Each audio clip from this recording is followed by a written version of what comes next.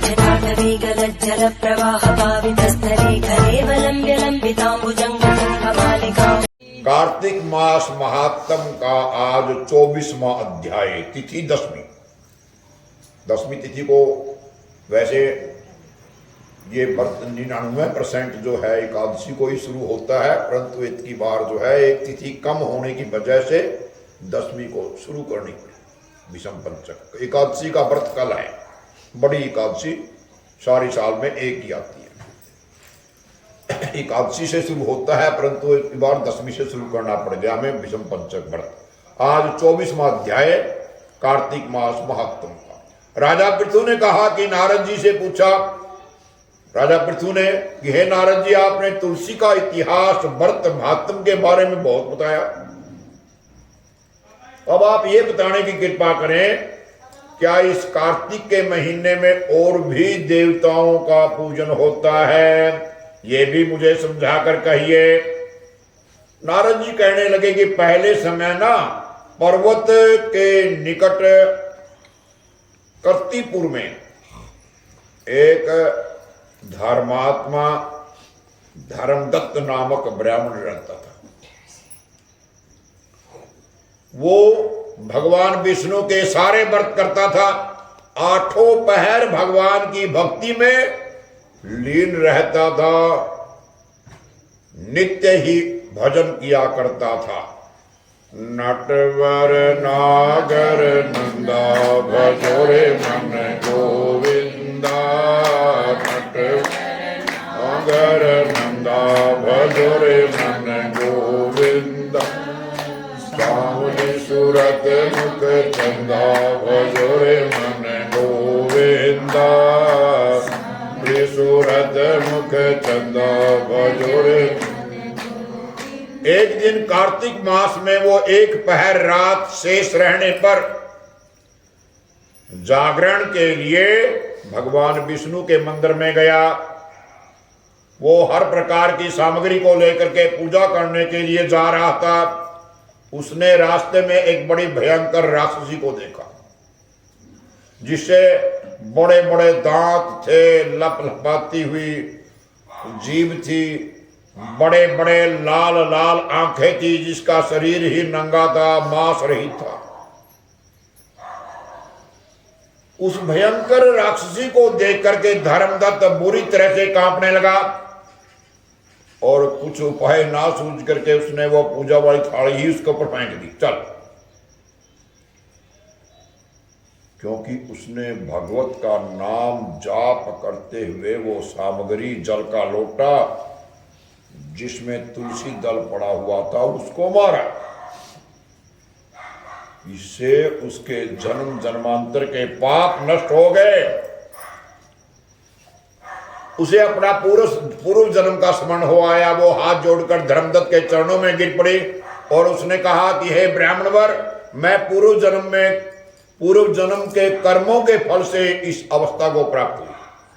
नारद जी ने कहा कि हे राजन, उसको इस प्रकार प्रणाम करते हुए देख करके बड़े हैरान होकर के उस धर्मदत्त ब्राह्मण ने पूछा, तेरी ये अवस्था किस कर्म के फल से हुई? ऐसा कौन सा कर्म कर दिया तैने जिससे तेरी ये ऐसी अवस्था उम्र हुई, ऐसी हालात हुए तेरे? तू पूर्व जन्म में कौन थी, तेरा कैसा चरित्र था, ये सब मुझे बता। उस राक्षसी ने, जिसका नाम कलहा था,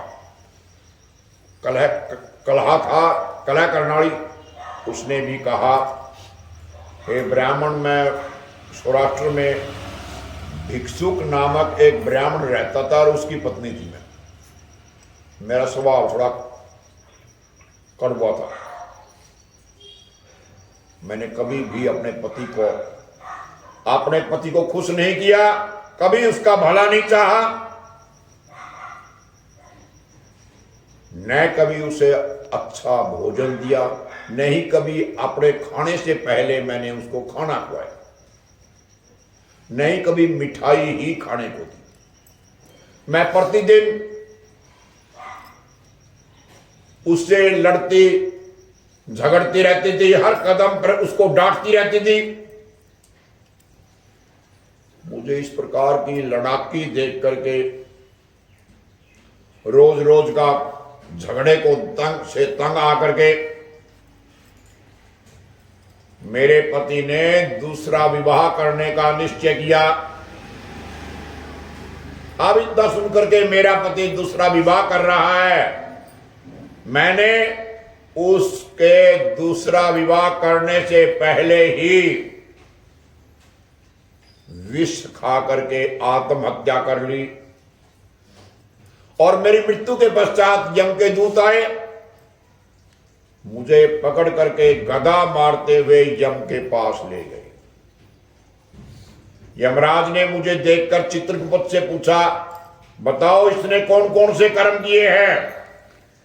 जो भी कर्म इसने किए हैं अब इसको उनका फल भोगना पड़ेगा। चित्रगुप्त ने यमराज से कहा,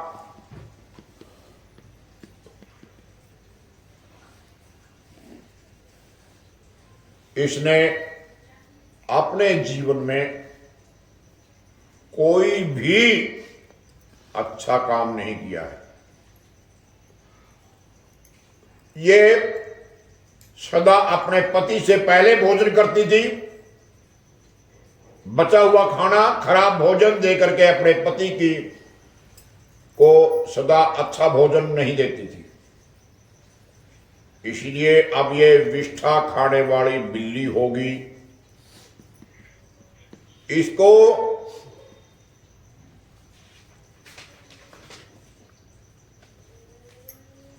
अब सुकरी का जन्म दिया जाए। चूंकि ये अकेली ही सब्जी बनाने वाले के बर्तन में भोजन करती थी, इसीलिए ये अपने बच्चों को खाने वाली बिल्ली होगी। इसने चूंकि अपने पति पर क्रोध किया, आत्मघात किया। जो स्त्री अपने पति पर क्रोध करती है, गुस्सा करती है, ये प्रेत योनि में जाएगी। अब आप इसे अपने दूतों के द्वारा मरुस्थान में भेज दीजिए। वहां पर बहुत दिनों तक प्रेत योनि में रह करके फिर ये पापण जो है तीनों योनियों को भोगेगी। लोहे विप्र, अंत में 500 वर्षों से प्रेत योनि में हूं। मैं 500 वर्षों से प्रेत योनि फंसी हुई हूं। भूख प्यास के कारण रोज दुखी रहती हूं। एक दिन भूख से तंग आकर के मैं एक बढ़िए के शरीर में घुस गई। उसके शरीर के द्वारा मैं कृष्णा नदी वेणी के संगम पर इस देश में आ पहुंची और मैं उस वैश्य के शरीर में रहती थी। एक दिन भगवान शंकर व विष्णु भगवान के भगत ने मुझको धक्के से उसके शरीर से बाहर निकाल दिया और फिर मुझे आप दिखाई दिए। आपके लोटे में से तुलसी का जल का एक छिट्टा मेरे ऊपर पड़ा, जिससे मेरे सब पाप नष्ट हो गए। हे ब्राह्मण, अब आप मुझे ये बताइए कि आगे होने वाली तीनों योनियां इस प्रेत देह से मेरी मुक्ति किस तरह से होगी? धर्मदत्त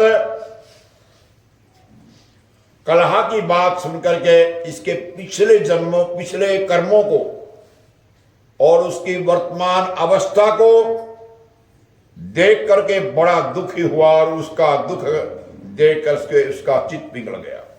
फिर उसने दुखित भाव से कहा, श्री कमल ने